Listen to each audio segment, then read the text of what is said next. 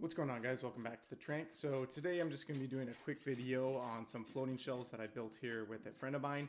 And the point of this video is not really to show the process of doing floating shelves. It's more so to highlight just a quick template system that I developed and use in this video to quickly and efficiently cut the mortises for the blind shelf hardware. So if any of you have used the iSymbol blind shelf hardware, you typically see them at Rockler, probably at Woodcraft 2 and online. They're one of the more popular ones. What you'll find is that it's actually not as simple as you might think to get that hardware installed. Mainly the plates that are involved with it need to be mortised into the back of the shelf, and for the common woodworker, or I should say common non-woodworker, who doesn't have access to things like a router or chisels, or maybe doesn't have good chiseling skills, they're going to find it probably pretty complicated to get those mortises done correctly. So in a bit here I'll show you a unique template system that I created in order to help with this. But anyway, for these shelves, we're going to be making them out of just some solid cherry slabs we've got. So we got a solid slab, and what we're doing is just using the track saw to rip it down the center in order to give us two natural edge shelves.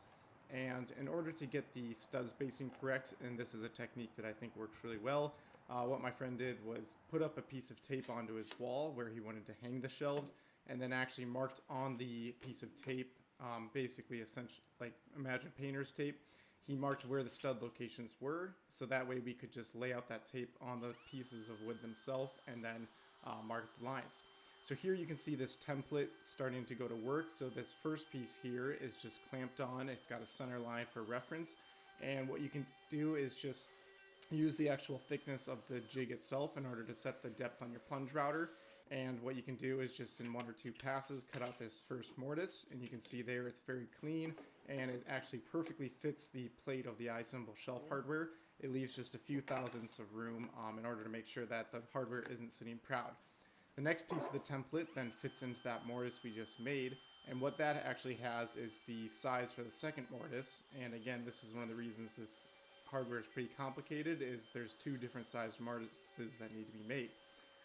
And so again, setting the thickness with the jig itself, what you can do here is get that second mortise, which is a bit deeper and a bit narrower, and you can see it perfectly fits the second piece. So you can see with absolutely no problem at all, you can get those mortises cut, and they're very professional looking and work perfect. This third piece here is actually to mark the center point for where your drill or where your hole needs to be for the post. And what you can do is use something like a brad point bit, which has a sharp pointed edge, to just point the spot where it goes into the jig, and then use something like an awl to make that a little bit bigger. And then you can come back either by hand, or in this case I have a drilling guide just to help get an extra straight hole. You can come back through and drill out for the post.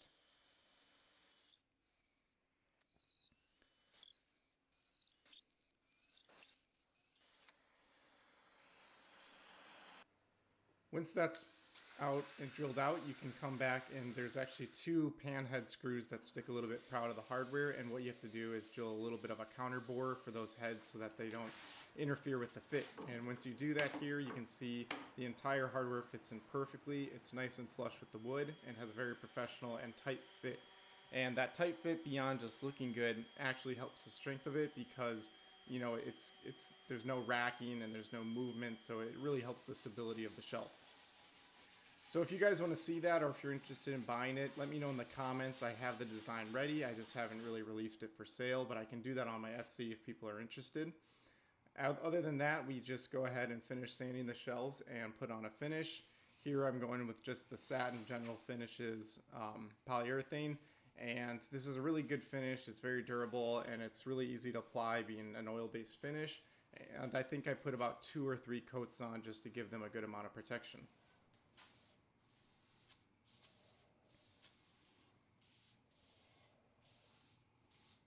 Finally, after laying down a few coats of the finish, I come back through with a bit of 600 grit sandpaper just to, well, this is between every coat of finish, just to knock it down smooth and get ready for the next coat of finish. So this was just a quick project to highlight that template. The shelves turned out great. You'll see the final install here in a minute. I haven't been posting too much lately, but I am really excited about a really great table that I just finished up, and I'm going to be posting here very soon. So definitely stay tuned for that. It's going to be a really great piece. It looks amazing. And finally, back to the install here, we can use that original piece of tape to actually mark again on the walls where exactly the holes need to go for the studs of the hardware.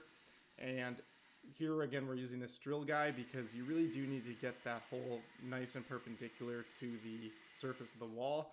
And this is just a lot easier to do with a drill guide. But other than that, we can use the final hardware to just put it into place and get these shelves mounted. So enjoy a few shots here of the completed shelves. Thanks for watching, and we'll see you on the next one. It's going to be a great table build, so stay tuned.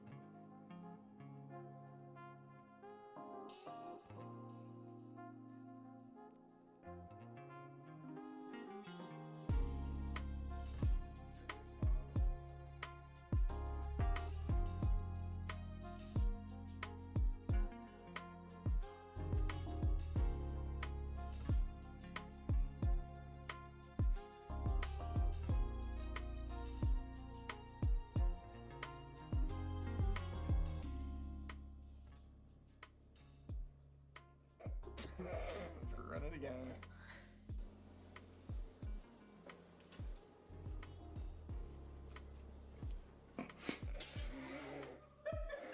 Super cinematic. No, this is trying to get taped here.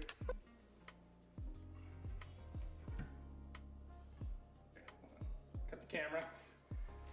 Cut it. Let's see.